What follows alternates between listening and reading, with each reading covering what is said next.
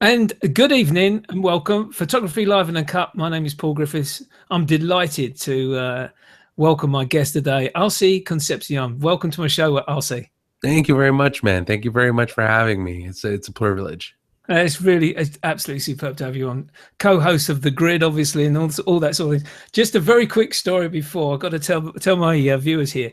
There I am about to leave my office, and a little ping message comes up from RC. He said, "We're about to get on the show now," and we got our hours, or I got my hours totally confused. So I just got to say thanks for doing that, RC, because that would have been an absolute nightmare, wouldn't it? I'll be on my way home from the car, and you're wondering where I am. But anyway, that's great. Yeah, I'd just like to start off the show as I always do. I'd like to know what was your first recollection of a camera in your household when you were a kid? Well, probably one of the first things that I remember, and I didn't have that much of an experience with it as a kid. I remember seeing I think it was like a Nikon. If I were to think back now, it'd be like an N2000, probably like an old, not old. I'm not talking like Brownie or anything like that. No. 85 or something like that. Film camera. So it was a 35 millimeter on Nikon. And I kind of played with it, and I think it was probably still a little too early for wanting to jump into it. I knew that I wanted to try to take a picture. I knew that I wanted to kind of take some ideas, but I was fighting some other problems in my life at that point. Right. So it was there. It was one of those things where I was like, oh, you'd be fun, but I'm not ready for you yet. Not ready for you yet, no. Yeah. And it's probably not ready for me. So yeah. And that's the thing. And as it turns out, I was very happy that happened. But it was one of those, that was probably the earliest recollection that I have of a camera. Yeah. We were having a really great chat just before we started the show, because I was so intrigued to find out what you actually mastered in at we call it university, you guys call it college. Right. How was school days for you though, when you actually at school, we'll say, before you got to college? School for me was different. I mean, it was how was it before I got to college? Yeah.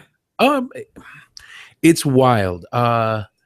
I went to school very early. Like my high school, I think I was done like when I was 15. I was like, wow. I was a kid, like I was like 2 years ahead. So it was very kind of fractured. I always talk about having a very, not tormented, but I was really weirdly trapped in my head, and all of that stuff kind of comes into play. But when I was in early school, so mm-hmm. 7th grade, 8th grade, right prior to university for you guys, there was I remember running into a teacher, and her name was Miss Senderoff, and she was an English teacher, and I was in all these gifted classes and advanced classes and this, that, and the other, and I hated it. Like I wanted to go play ball with my friends, like handball outside. It's kind of like tennis, but for just your hands. Yeah, so we call it fives over here. Okay, there you go. Yeah. So that's all I wanted to do. I grew up in the inner city in the Bronx in New York, and I remember being like, "This sucks. I want to get out of here. I don't want to do this. I don't want to do that." And the teacher, I remember the teacher turning around and looking at me, and she pulled me aside, and she was just like, "You know what your problem is?" She's like, "Do you understand what serendipity is?" She's like, "Do you understand what epiphanies are?" And I'm like, "Lady, I have no idea as to what you're talking about." He's like, "This is your problem. Your problem is you have a whole bunch of stuff just inside you, and you have no idea as to how to describe it to yourself."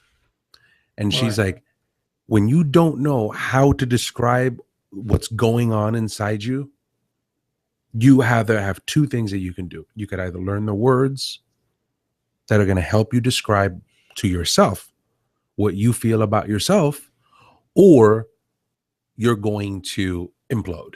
You'll go to jail. You want to be doing this. You're going to hang out with all your friends. Yeah. All this stuff is going to happen. You can decide. You can do whatever you want. But I'm telling you what your problem is. You don't know it. I know it. And that for me was like, that was early on in school. And I was a kid. I'm like, imagine, hey, you down there, this is a conversation you're having. And that moment, I think, would inform a lot of what I would do with my life in terms of, like, I went to school, I became an educator, I was a high school English teacher, I graduated with a degree in literature. You know, I focused mainly on Shakespeare. So I spent I don't remember much of it now, but it's No. but I was a literature, I was a high school English teacher, and I did all that kind of stuff. And for me, communication was always the most important thing. The words, how to be able to do stuff. And it's informed a lot of what I try to do photographically, you know. And I think that, like, what happens with most of this, and when we were talking about it earlier, that I could not have come more from the back door in photography. I mean, I'm sure everybody has that kind of a story, but for me, it was all about, you know, shutter speed and f-stop and all of these different types of things, to me, are kind of like words that you put together in a sentence. Yeah. You know, how you use the tool that you use is critical to telling the story that you're going to tell. Yeah, I understand what you're saying. And so that's always in the back of my head. It's like, what are you trying to say? What are the words that you're trying to use? What are the things that you're trying to say? So, so it was a very literal and really weird and confusing. And was it because of the district that you were living in, with regards to, you were living in New York and the Bronx? Was it because of the district that you were living in, because you were so mixed up as a kid? I think so. Yeah. I mean, I grew up in an area that averaged a murder every 28 hours, I think. Jeez. So I grew up in the South Bronx. I grew up in the middle. I grew up in the South Bronx, and then I moved to another spot that would be known as kind of like the haven of heroin and crack at the time. Wow. In the 80s. So, I mean, it was statistically, like, a lot of the people that I went to school with were dead or in jail. You know, it's, so I'm this kid who wants to kind of read and wants to do different things in the middle of the city. And then, it was weird. It was a very weird experience. It was a very confusing experience. It was a very isolating experience. Like, I was just going to ask you, it must have been isolating, because if you're walking around with these kids, these mates, I suppose, dare I use the word gangs, probably not that deep, but probably for you to turn around after having this conversation with a teacher to say, right, I'm going to start reading more, I'm going to start writing more, I'm going to get into English literature because I really enjoy it. You must have been sort of like cutting yourself off. Yeah, I mean, it was crazy. I mean, here I am, like, hanging out with all these kids, and there's kids that are outside and they have guns and they're doing these kinds of things, and I'm like clutching Titus Andronicus. It's like I'm sitting there and I'm like, take that. It's what do you do? And what's even funnier about it was, because I went to school so early, a lot of where I went to school, and dare I use, I'm going to use race very liberally here. But it was one of those things where I went to school in northern New York, about as far south as, I still remember, I went to the guidance counselor and I told the guidance counselor, I was like, I want to go to a school called Plattsburgh. And she's sitting there and we're hanging out, and she's like smoking in the guidance counselor's office, and I'm smoking in the guidance counselor's office, because I'm like, what are they going to do with me? And I remember telling her, and she was just like, that sounds like Pittsburgh. That is Plattsburgh. And she takes a look at a map right behind her, and she says, this is New York. And she points like, this is New York. And then she's like, and this is Plattsburgh. She's like, Plattsburgh is 300 and something miles due north, straight as the crow flies. She took a drag of the cigarette, and she was just like, it is the furthest place you can go from here. And it was one of those things where I was just like, okay, I gotta go. And I left. And I was in the middle of the mountains, and it's the Adirondacks. It's most of the people that I knew that were up there that were my skin color were at the jail. Oh, no. Not too far from there. I think, matter of fact, this area, Plattsburgh, that has seen some notoriety in the news recently for those prison escapees that were out for like 2 weeks or something like that. And the area is lovingly known as Little Siberia. Oh, dear. Because it's just frozen lakes and driving everywhere. So here I am, like an inner city kid in the middle of like the tundra. And I grew up with ice fishing in the mountains and wanting to be in Vermont. But I didn't fit in, because you're really, you're darker than everybody else is. And then you come down and you're like, I want to go ice fishing and I want to go see the mountains and let's go for a hike. And all the kids that are in the city are like, you can go up the Empire State Building if you want to go somewhere high. It's just, it didn't equate. It was a very misfit toy existence, I think. It's strange. Well, it's a lovely story to hear of your school life there and how you. And then where did you go to college? I went to college in SUNY Plattsburgh, State University of New York Oh, College. that's where you went. Okay, So it was right. about Okay, it's about 17 miles south of the Canadian border. So nice one. it's Yeah, frozen. and that's where you Good. studied English literature and you Yep. specialized in Shakespeare. Yeah, I did Amazing. that. I mean, I forgot. I was all over the place. At first, actually, I was gonna. The goal before I did anything else was going to be to teach the deaf. I was going to teach sign language to deaf, Oh, okay. and then I switched from that to English, and I figured I would get back to signing. Right. So Later. really now, even we're now, how old are we now? Can we suggest at that time, not presently, but at that time? Oh God, 15, Right. Okay. 16. Still no camera readily with you, and No, not really. It was only until like 17, 18, I want to say, that all of a sudden the camera started coming out. right. And what camera did you buy? Like What was the first camera you bought? I think it was like an N90 at one point. It was like an Okay, old right. film. Okay. So we did some stuff, and most of that stuff was just kind of unremarkable for Yeah. me. It was weird because it's I don't think that I started having I gave up. I was just like, this sucks. I don't want to do it. And I stopped doing it. And then the next camera that I bought in earnest probably wasn't until the D70. Oh, okay. There was like a large period of it where I didn't allow myself to want to do it. So what was weird about it was some of the stuff that I saw that I did on film, I didn't really believe that there was anything there for me to see. And I think that one of the biggest problems that I had with that was the fact that I don't really think I had enough formed inside of me to say something. And it was, you're looking at the environment and you're taking a picture and you're doing stuff, and what you see and how you shoot really is kind of a reflection of who you are. And I think that at the end of the day, I don't really know I didn't know who I was. I didn't know what I wanted to say. I didn't know what statement I wanted to make,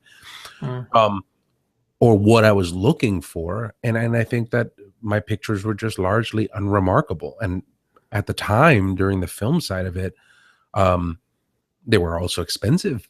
I mean, to have to do this, it was expensive. It's to do this over and over and over again was something that wasn't something that I really wanted to do. And so I stopped for a while, and I play music. I try to play music. And I write, I try to write. And I think that over a couple of years of doing that, I did IT work, and I moved out, and I moved to Germany and blah, blah, blah. And I did all of this stuff, and I was kind of doing a lot of soul searching. And then all of a sudden, kind of who I was started forming a little bit better. But I still was just like, no, you know what? The manifestation of who I am as an individual shouldn't come from photography. That's something that everybody else does. That's not something I do. That's something that those guys do. And I remember I was in New York, and I started a digital business. I used to teach. I did all this tech stuff, and I hated technology. Like, I worked for IBM. I worked for a German company. I designed like large scale e-commerce websites, data visualization, and all that kind of stuff. And I hated it. The more and more tech I became, the more miserable I was, because at my core, I really do believe that I'm a teacher. I love to be a teacher. I want to teach. So for giggles, I would teach at night. I would teach. Okay. I would go to like tech schools, and I would go to different places, and I would teach.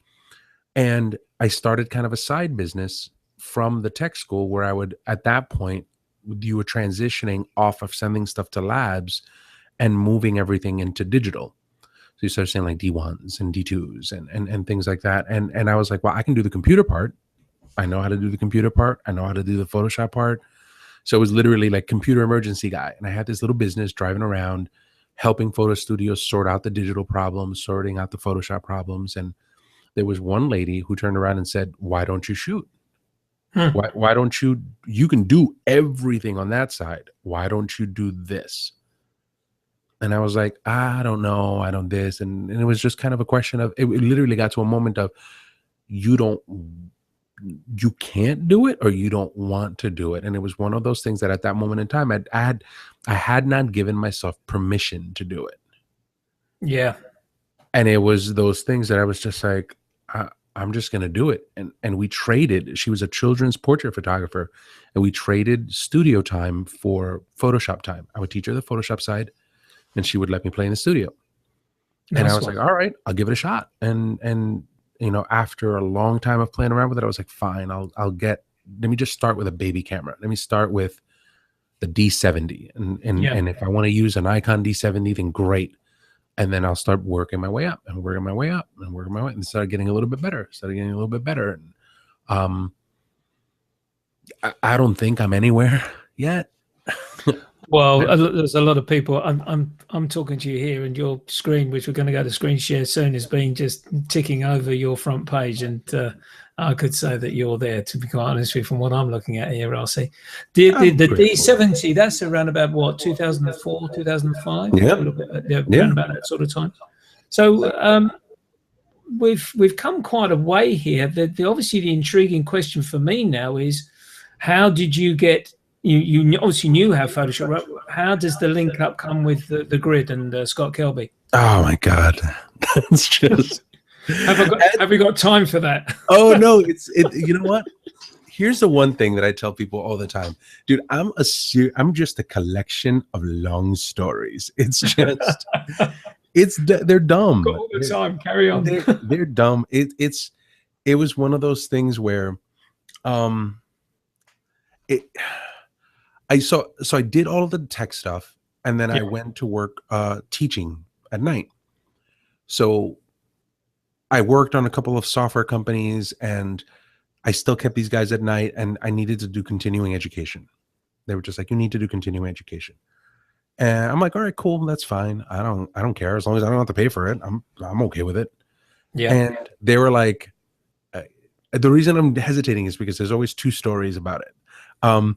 But my story is how it looked on my end was, these companies would pay for me to go places, to these seminars, and I would just go because I didn't want to necessarily work. I'm sorry if you're watching and I was employed by you.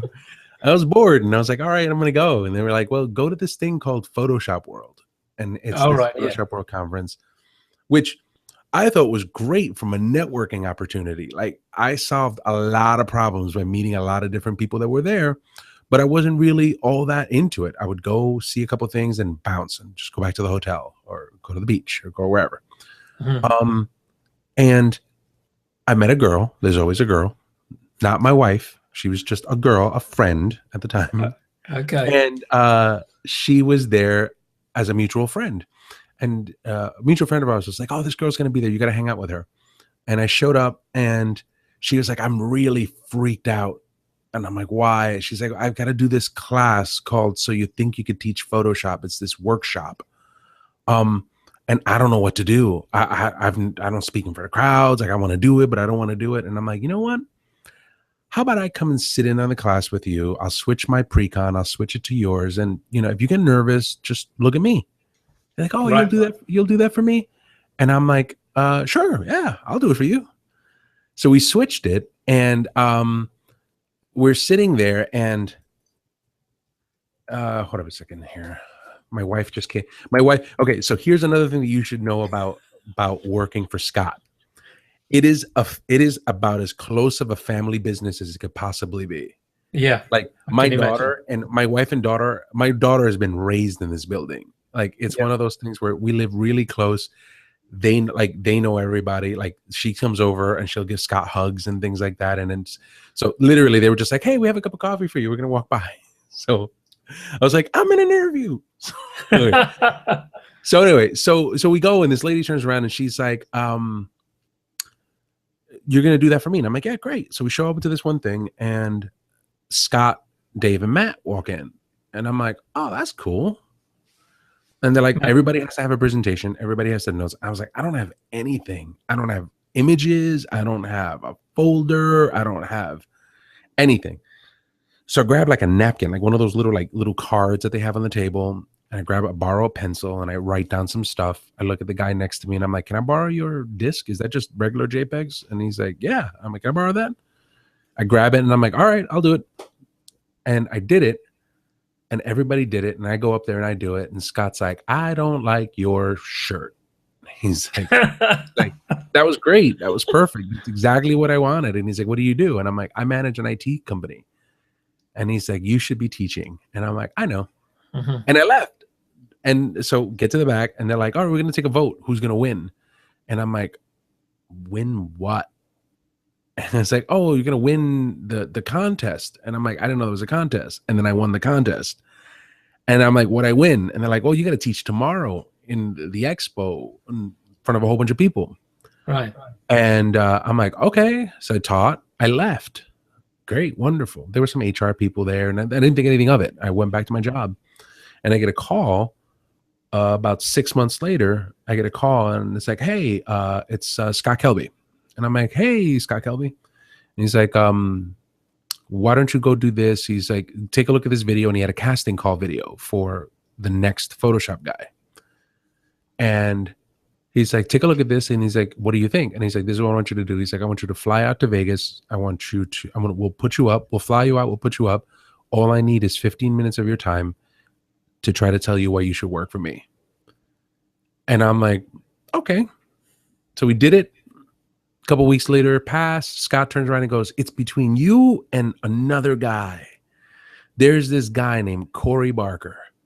And he's blah, blah, blah, blah, blah. And I was like, I got to be honest with you, man. I think I'd pick him. I was like, go pick him. Yeah. And he's like, so you're talking yourself out of a job. And I'm like, yeah, I'm all right with it. I got a job. Fine. And then after that, a couple months later, he called back and he was like, no, you got to come to work. So that was 9 years ago. 9 years ago. Yeah, so had the grid started by then? Was Scott and Calibra still running? God, no. No. This was literally, here, you guys can meet my daughter. What up? You can meet my daughter, my wife. Watch this. This is my daughter. Hi. Nice one. Hi, how you doing? Good to see you. Can you say hi to everybody? This is a live show. Say hi, everybody. My name is Smeen. Hi, everybody. My name is Smeen. So, and that's my wife, Jen, over there. She's just away from camera. She's hiding. He's the on-camera personality, not me. Okay, I love you. See you later. Okay. Okay. Oh, sorry about that. All right. All right. So that's to do. Yeah. So, and that's the thing. It's just, you couldn't work the hours that you work here had you not have the amount of family support that you have here. Yeah, it's great. It's a great thing. But anyway, no. So this was back in the Kelby Media Group days when we had one video camera, one editor. That's it. And like that way to that office, there's two studio bays that are just set after set after set with like, there's probably 15 editors over there now that are working on different things. So it's been a bit of a transformation. Yeah, well, obviously I followed the grid quite closely in the sense that I know it switched from Kelby Media to Kelby One, and obviously you've got the tuition side of things going on. I'm getting a little bit of feedback. Is that your end? Maybe. No, it was me. Doesn't matter. I'll carry on. So yeah, I'm familiar with the way the Kelby sort of company has developed. Coming back to yourself though, so now you're basically involved within Kelby Media, and you're now tutoring Adobe Photoshop. The accreditation of Adobe follows after this, does it, or have you already got that accreditation? What we're doing is we teach people how to do it. So the accreditation of it, from that, you still have to go take a test from Adobe to do that. So what we try to do, in addition to all of the stuff that we do with photography and things like that, is we try to get people all the skills that they need to become the best that they can in Photoshop. And then hopefully to try to get that kind of accreditation. I mean, you should want to have that. I think that stuff is very important to differentiate yourself from everybody else. You know, I'll walk into a whole bunch of different places with people that are like, oh my God, I've been using Photoshop since version 1. I've been using Photoshop since pre-layers, and there's a lot of chest beating that goes along with the Photoshop side. But I mean, you could do 10 years of file open, file save, file close, and that's about it. Yeah. It doesn't, that doesn't, length doesn't necessarily qualify anything. It's how deep do you know it? How well do you know it? And I think those things are more important. So we work with trying to design content on the Kelby One side that is short, that it's bite-sized, but that it's bringing you closer towards that goal. And you know, thankfully, I've been able to work with Adobe on designing a couple of the exams for that. Oh, so really? we have some, you know, like I think I designed CS5. No.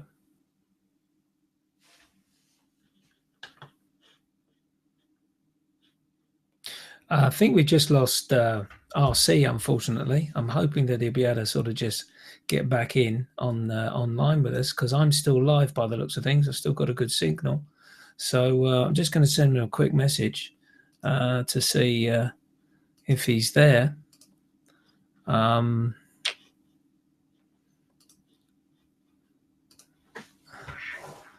Let's see if I can try another route, if you'd just like to bear with me a minute. He's back.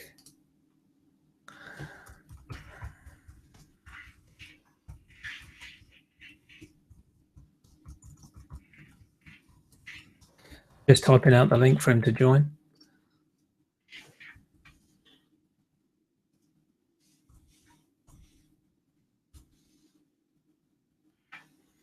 And hopefully he'll be able to join us back on this link so we can continue the conversation. It's quite interesting the way RC's been talking about the way his career developed, really, from here he is, he's back. That was well done. That was well done. Seamless. I was just doing a recap on the conversation just to keep things going, but you're back so quickly, so I don't have to. Something always happens. Something always happens on my show. You know, I always test my guests. I either leave them high and dry and I have to get back online, or it's the other way around. Yeah, we were talking about Adobe and how the accreditation developed for you. But then, if you don't mind me just switching away from that quickly, RC, I want to get back into the camera gear, because I'm assuming now that are we still in a situation yourself, still sort of mainly Photoshop? We're not really worrying about photography as such, or is photography starting to creep in now that you're involved with? I'm assuming Scott's doing quite a bit of photography. Oh no, at that time. I mean, no. There's a lot of photography. There's probably been a lot of photography for the past 13, 14 years. I mean, it's, right. Okay. It's been a lot more photographic for me. So in that space, there is a lot of more photographic work. There's a lot more photographic intention with most of that. And now, as we do more photography and Photoshop stuff, then yeah, there is a lot of playing around and going out and doing stuff. So it's there are a lot of choices that are made there in terms of gear, in terms of shoots, in terms of what I need to be able to do, and what I teach. So it has become infinitely more photographic. Yeah, exactly. So from the D70, what was your next camera moved on from there? The D70, I went to the D3. So it was a bit of a jump. Yeah, a bit of a jump. Neat camera when that came out. Yeah, it was. I went from the D70. My wife is a ballerina, or she was a ballerina, and I did a lot of work with just kind of doing dance schools and things like that, and trying to get performances.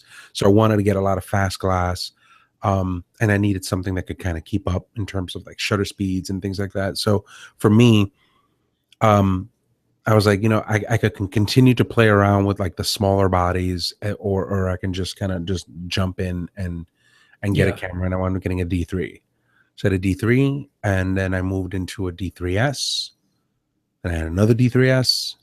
Then from there, I didn't have anything in the Canon portfolio, so I bought.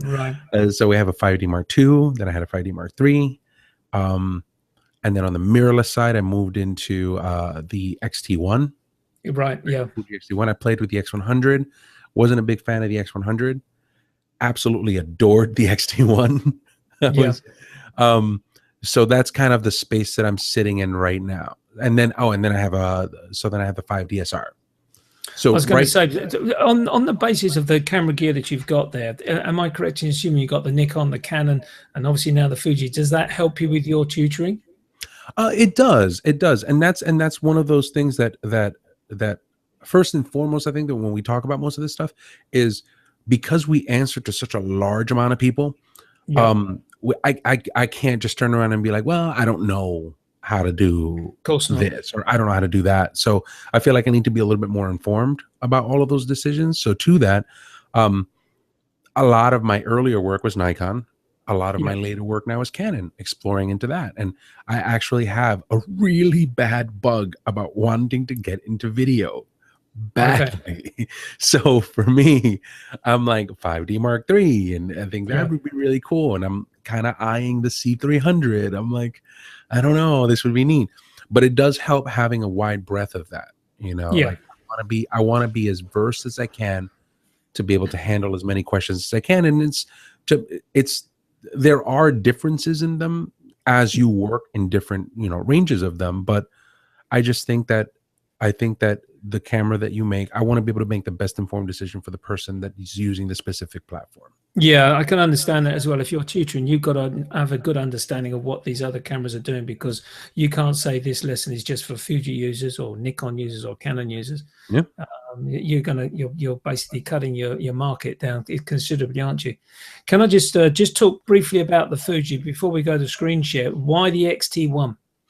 One of the things that I thought that they did was from a feature set and sensor size and image quality standpoint, it just blew me away. Like, it was just one of those things where what they were doing with that camera at that one specific thing was amazing. Mm-hmm. My experience with it was in Dubai. I had a really bad run-in with Fuji with the X100, and it was a very public bad run-in, unfortunately, which I try not to bring up. But it was one of those things where I was just like, man, you could not find a person who wanted to like the Fuji X100 more than me. Yeah. And it just didn't work out for me. That'll be about as diplomatic as I can get. It just didn't work out. And I wanted to, and I just couldn't do it. And I couldn't do it. And I couldn't do it. And it wasn't until the X100S that all of a sudden I was like, okay.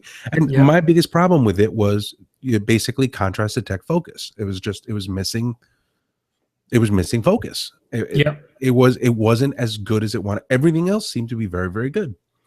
But then I was in Dubai. I was doing something in Dubai, and I met a couple of the project managers from Fuji, and they were like, try this. And that's when the XT1 had come out. And I went to play with it, and I was like, you guys are onto something awesome with this thing. The profile's really good. The feature set is really, really good. The focusing is really good. The image quality is really good. I was like, I got to get one of these to kind of put it into the kit of things to do. And I wound up getting one there, and then I did portraits for them that were there, and I have the entire thing blogged out. I'll give you guys the link. Like, if you do a search for About RC, just the words About RC space Fuji, it'll come out. It's the entire story about what happened with most of that stuff. But I shot a portrait series for them, and I shot it all JPEG.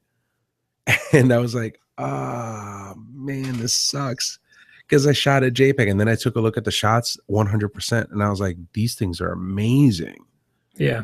Just the tone out of it. So I think that the guys at Fuji are really onto something in that mirrorless space.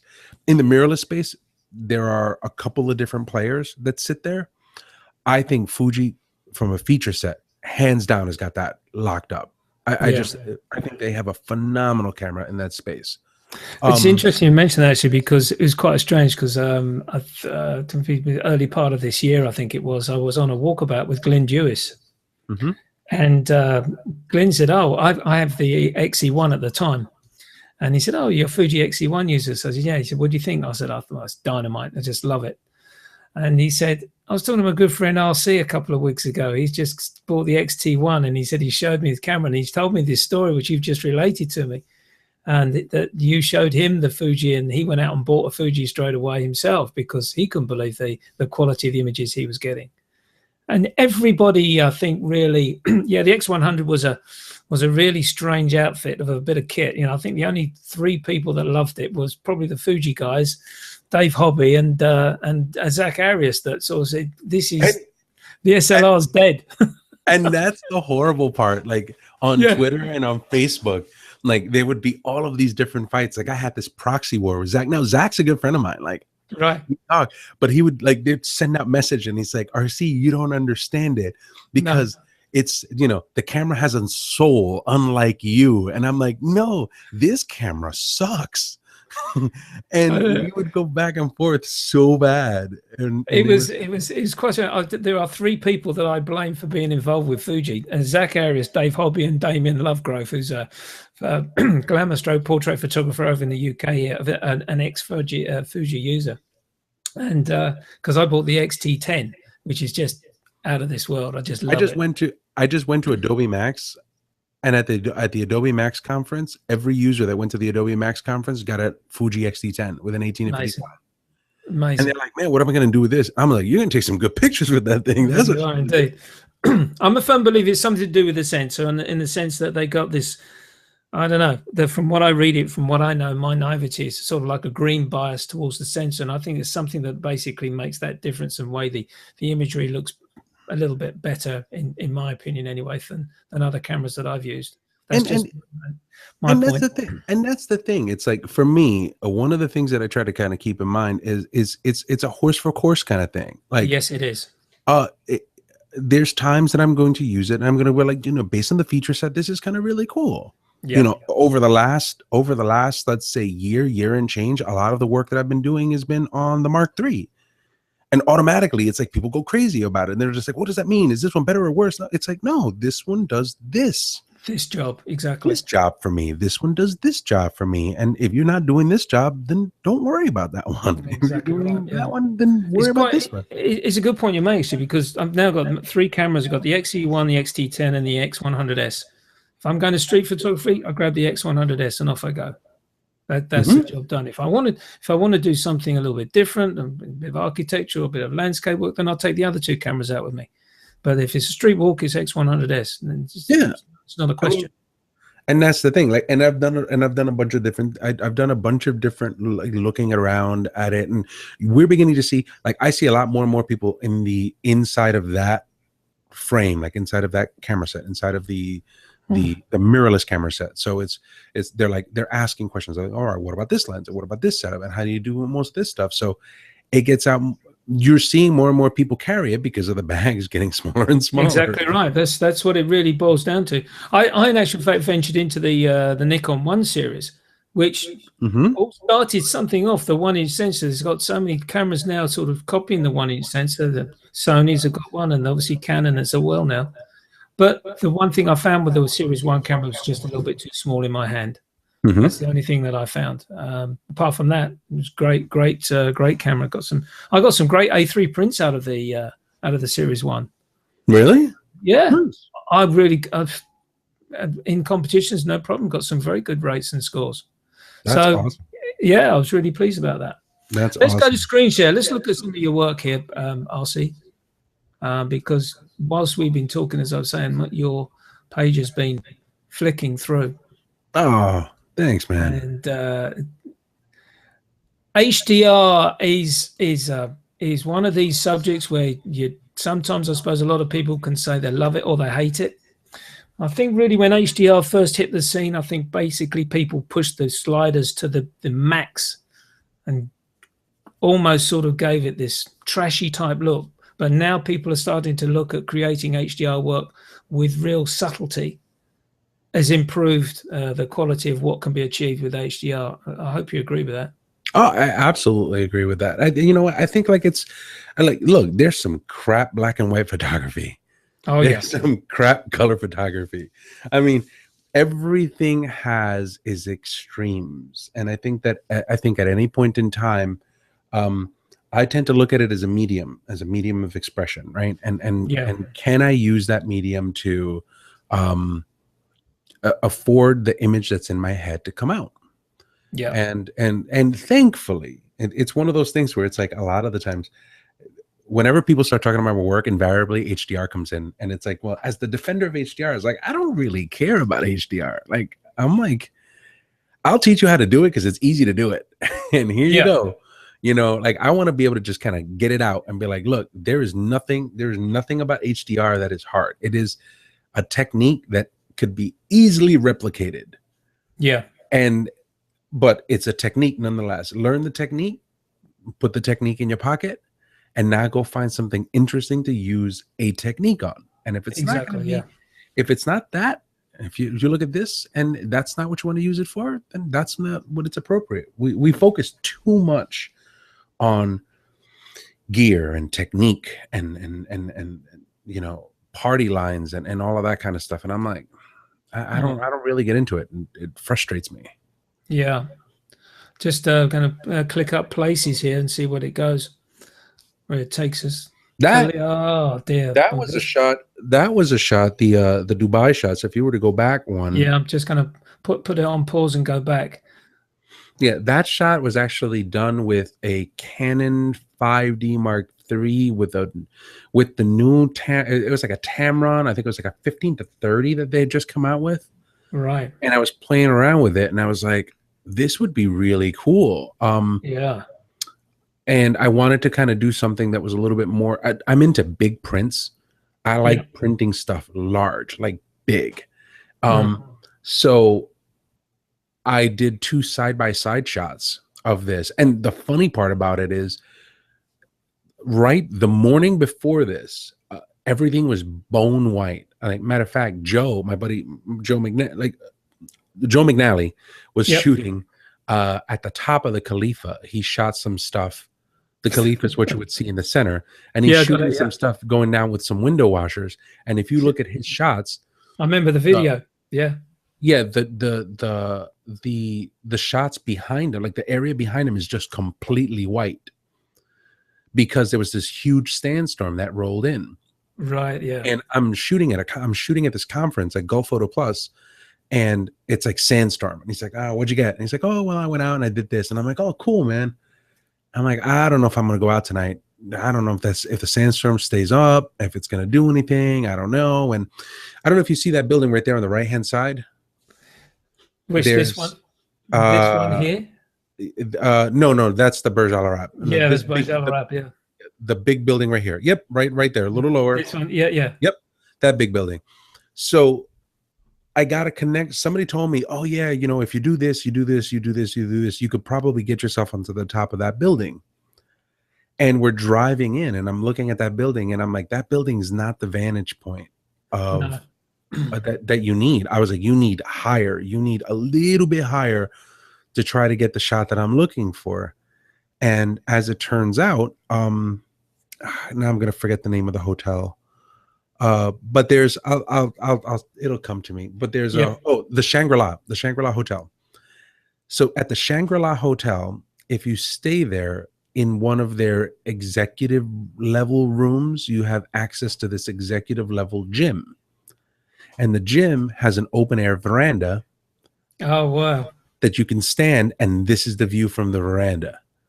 Yeah. So we're sitting there and we figure all of this stuff out. Like, I walk in like I own the place, you know, walk up there, and the lady's like, "Do you have a room?" And I'm like, "No."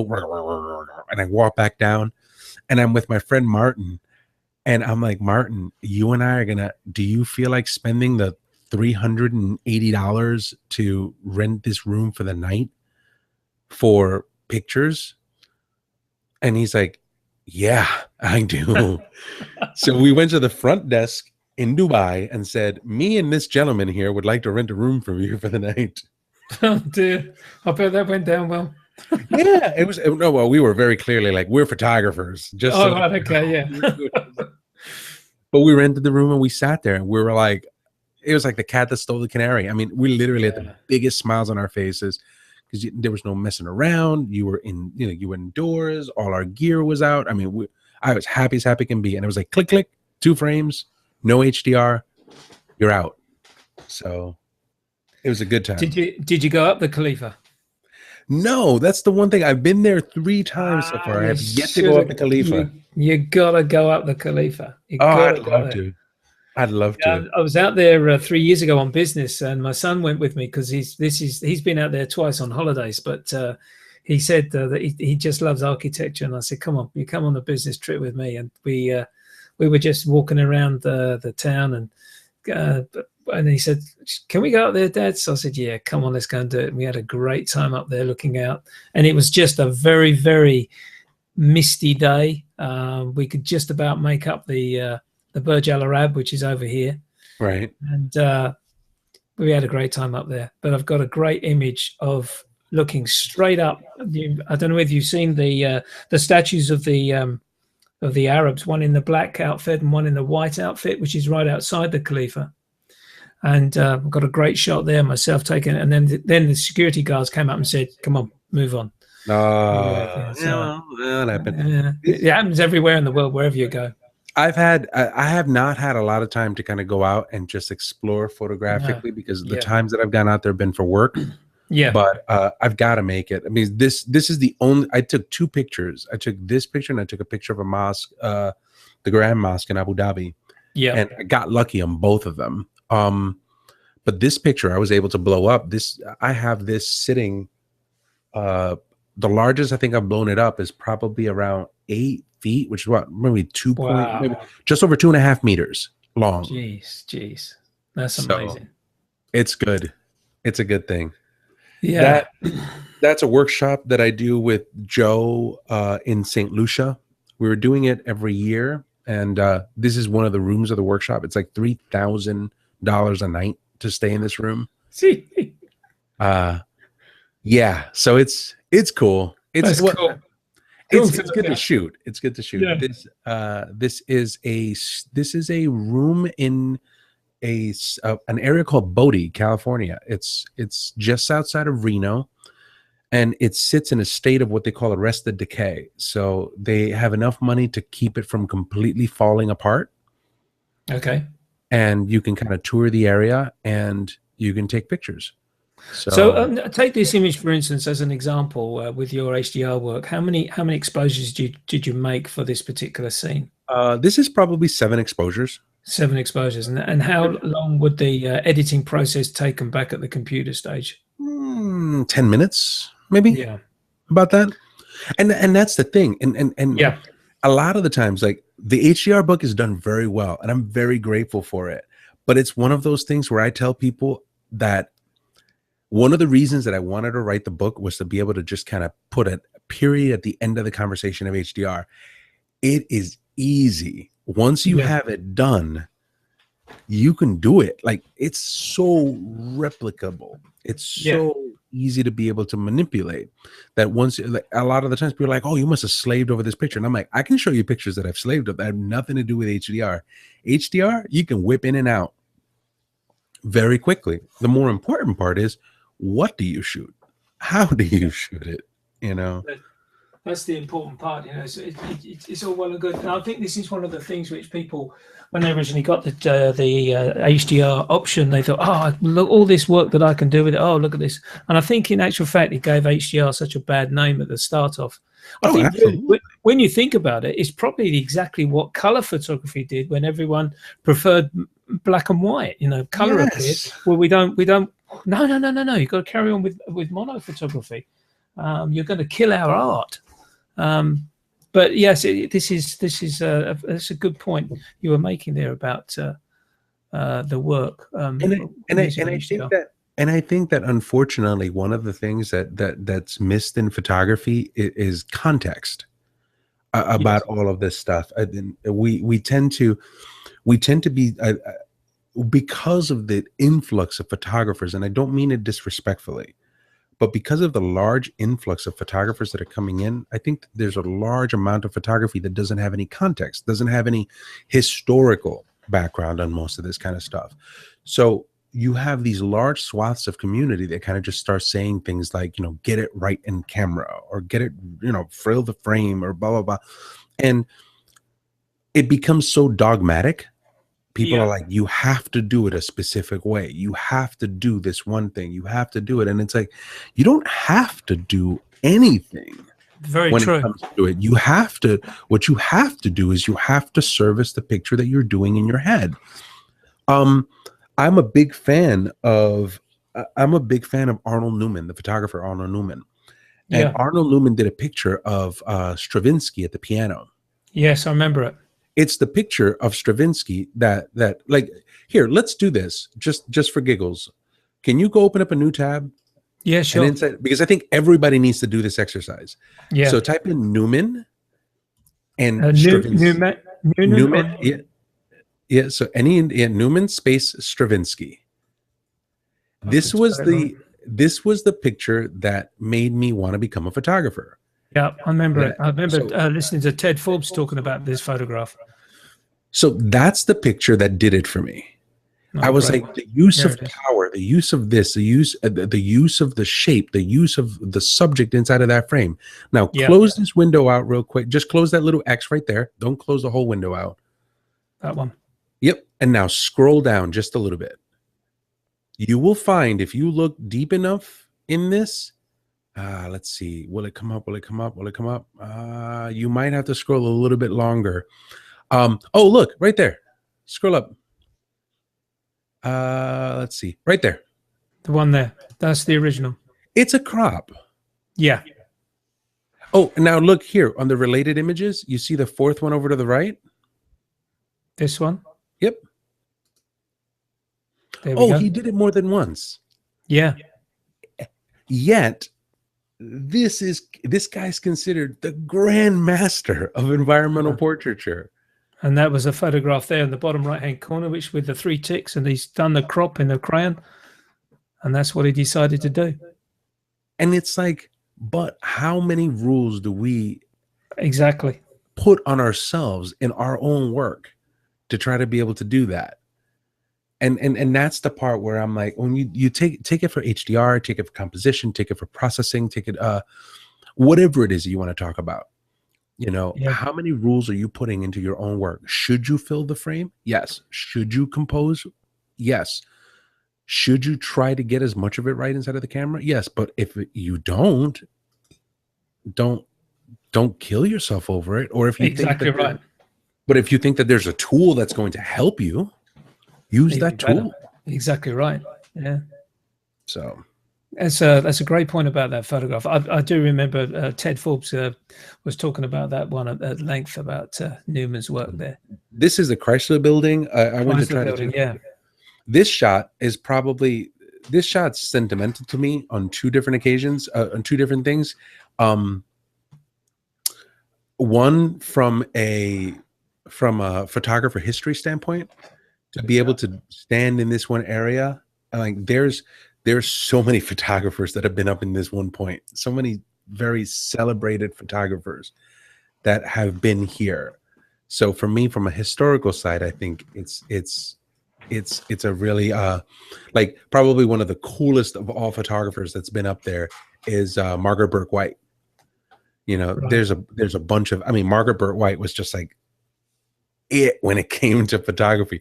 And there's a picture of her just kind of just hanging out up there instead of where that light is, just above the gargoyle. So this is one of the 4 gargoyles in the Chrysler Building. Yeah. And she's just kind of hanging out there with a box camera and just making frames. Yeah, I think I've seen that one as well. Yeah. She was like, Annie Leibovitz has been up there. I mean, there's just there's scores. McNally's been up there. Scores of photographers have been up there. So, I think McNally's probably sort of hung off the side of it with a rope or something. You know. Yes.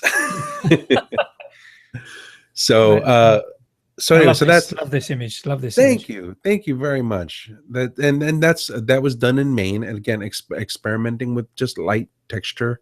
Yeah. You know, color. It's experimentations and just musings and playing around and.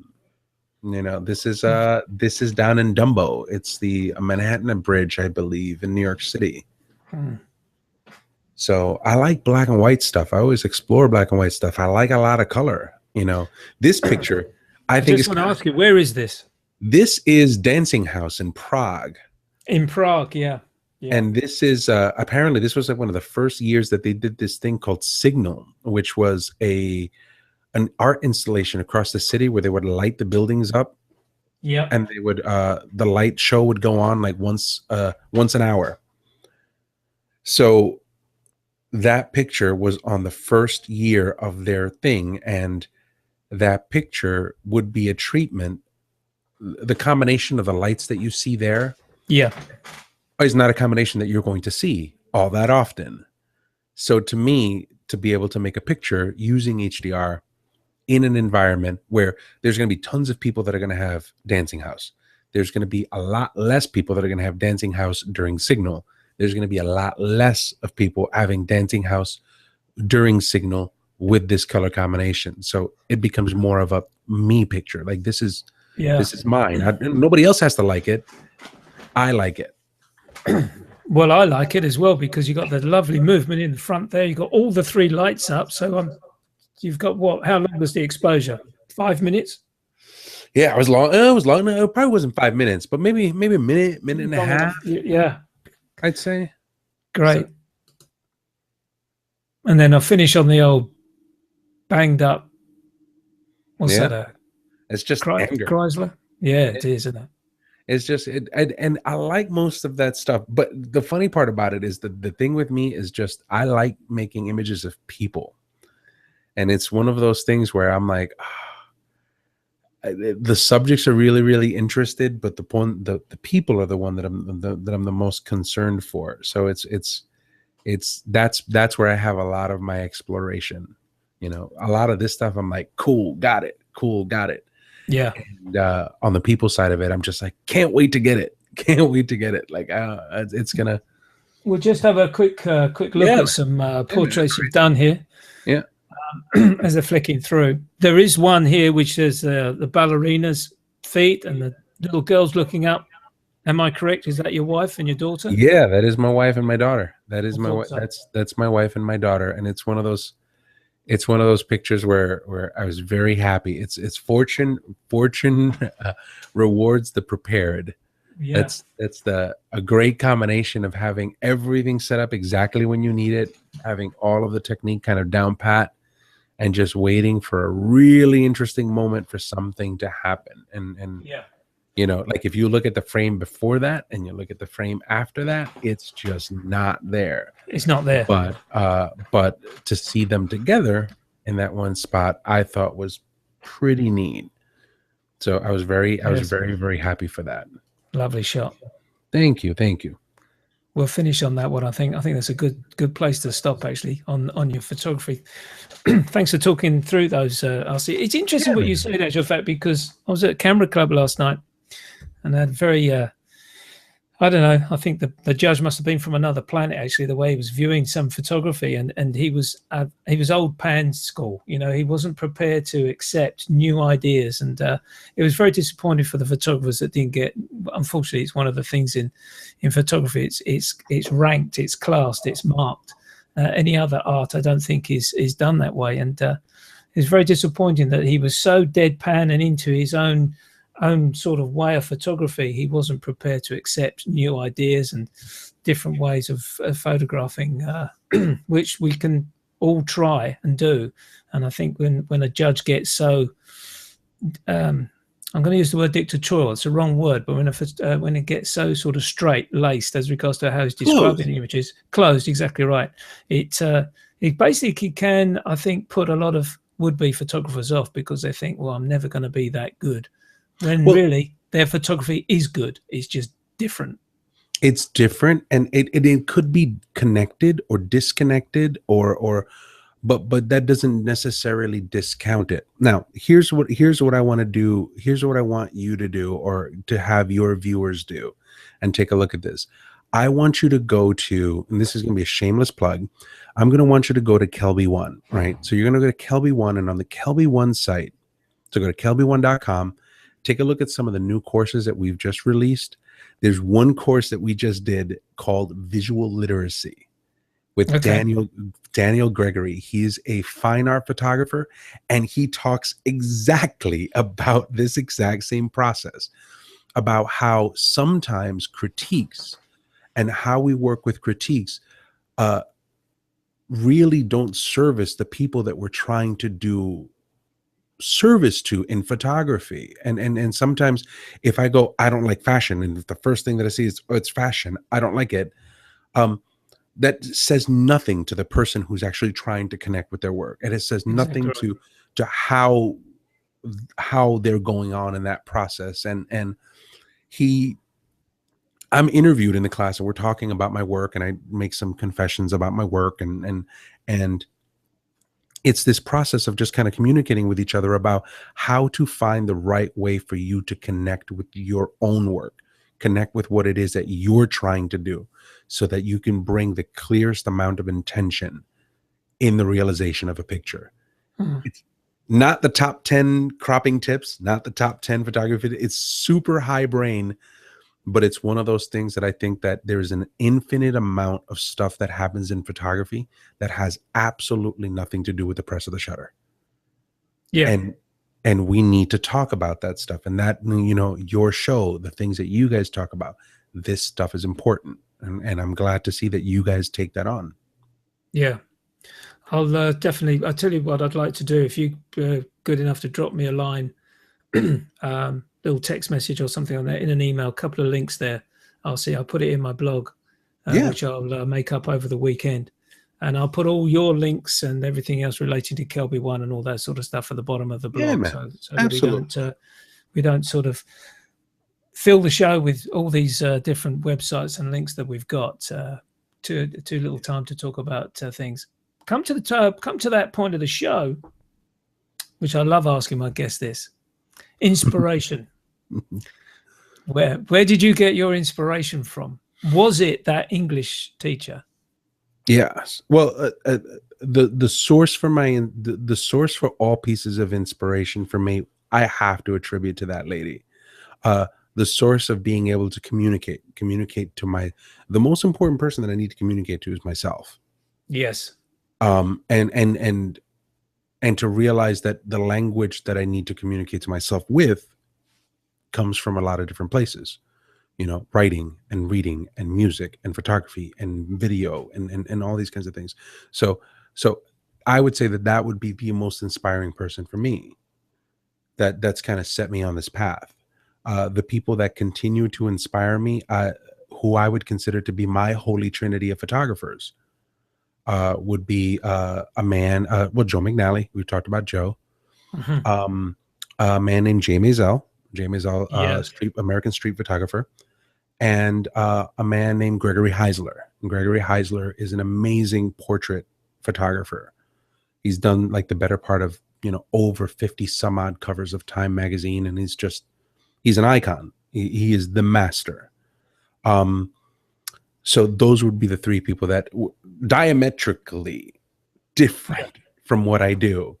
But people that inform me. I say music, Hans Zimmer. I'm a big fan of Hans Zimmer. I absolutely adore his music. Fantastic work. And that's where I probably pull a lot of my inspiration from. A lot of my inspiration comes more from music and reading than it does from visual stuff. And, you know, Heisler and Greg and Jay are kind of like my beacons to make sure. Yes, I understand that. Doing anything okay.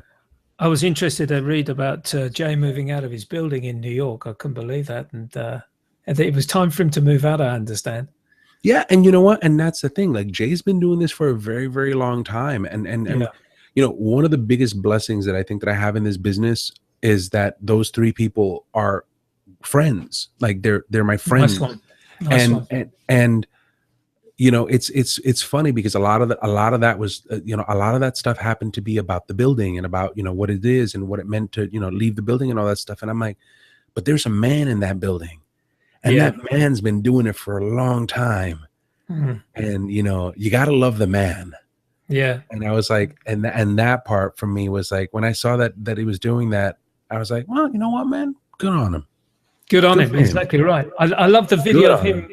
I love the video of him walking around New York with Scott, and they were just chatting about taking these photographs.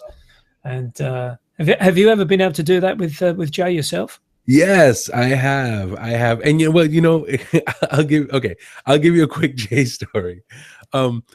every time I go to New York, I try to make it a point to go see him. So Yeah. we always go meet up and we go, try to make it out to see him. And there's this one spot where I'm off with Jay and we're kind of talking. So it's like a day with Jay Maisel, but the cameras are not firing as much.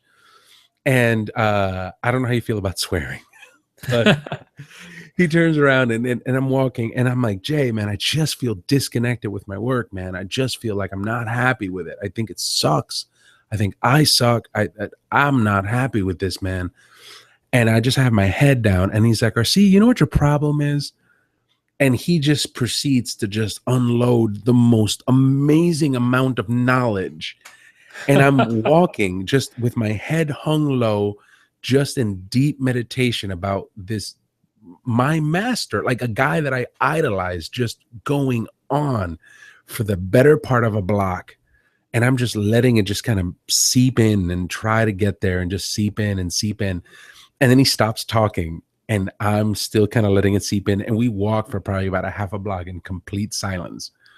Then he stops and he puts his hands up in the air and he goes, and this is the part where you say, I fucking understand. And I'm like, I'm sorry. But I love him. It's interesting conversation. You just mentioned it. This is amazing because you never think of a professional photographer getting in a rut. You know what?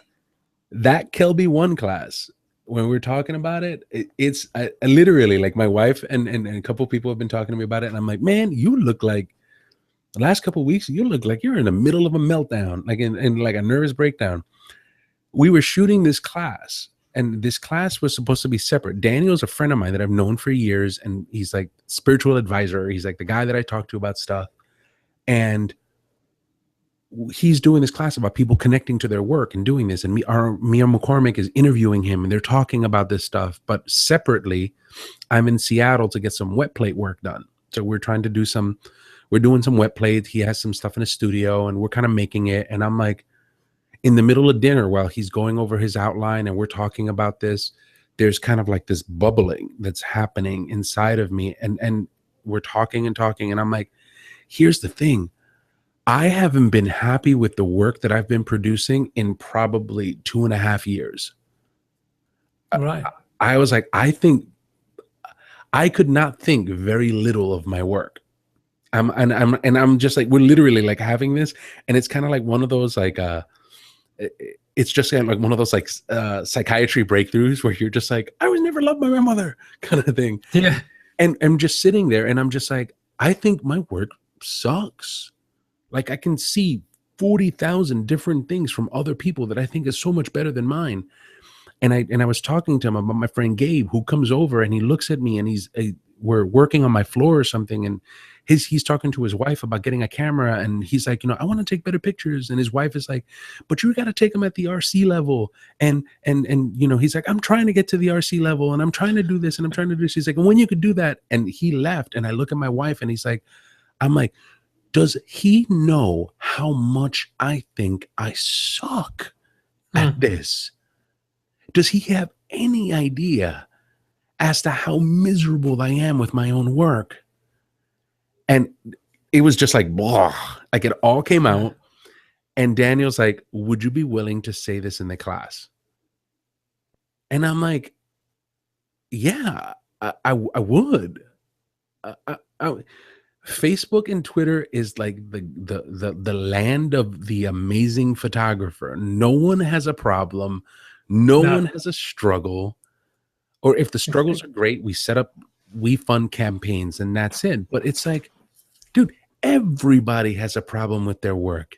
Everybody has a problem with struggling with their stuff.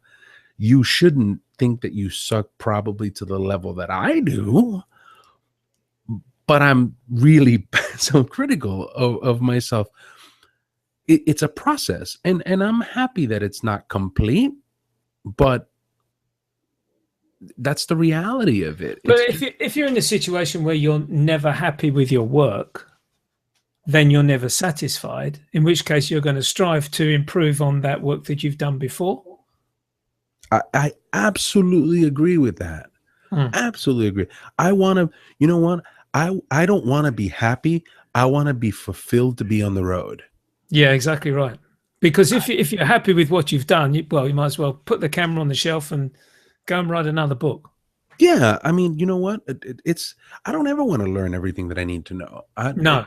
Why would I want that? Like, why would I want that? And I want to increase the odds of getting what's in my head out, and that I respect what I see that comes out.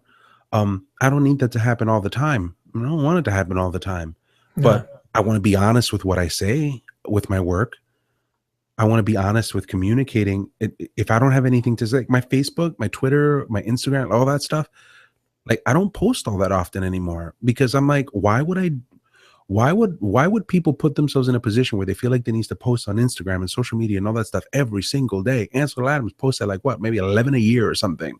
Yeah, exactly.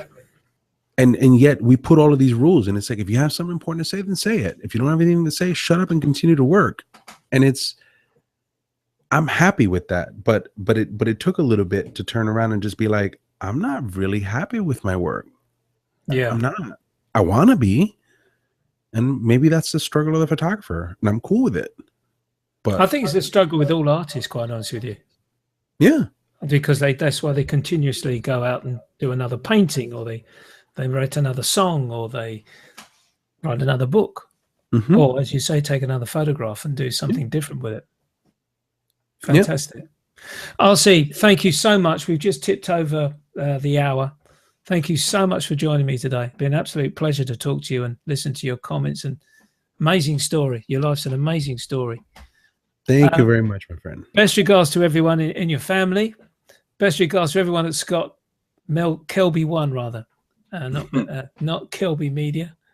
And hope to keep doing that. I just want to say one final thing. Whilst we were going through your images, I was desperately trying to find your book, which I bought, the HDR book, and I cannot find it. It's up on my shelf here somewhere. I just wanted to say a personal thank you, because we had a conversation. You probably don't remember, but we had a conversation on the on a Twitter or on an email probably about which was the best one for me to buy, whether it was the iPad version or the book version. I bought the book version, and I'm so pleased I did. So just a personal thank you for sparing the time to talk to me about that. It was really good of you. And I appreciate that. Thank you very much. I'm glad that I was able to connect. Yeah, it's super. So anyway, RC, thank you so much for joining me. Folks, what's today? Thursday. We've got a day to go for the lovely weekend, whether it's raining, sunshine, clouds, snow, or even, as RC experienced, a dust storm out in Dubai. If you're going out photography this weekend, leave your camera bag at home. All the best to you. Bye for now. Thanks for coming.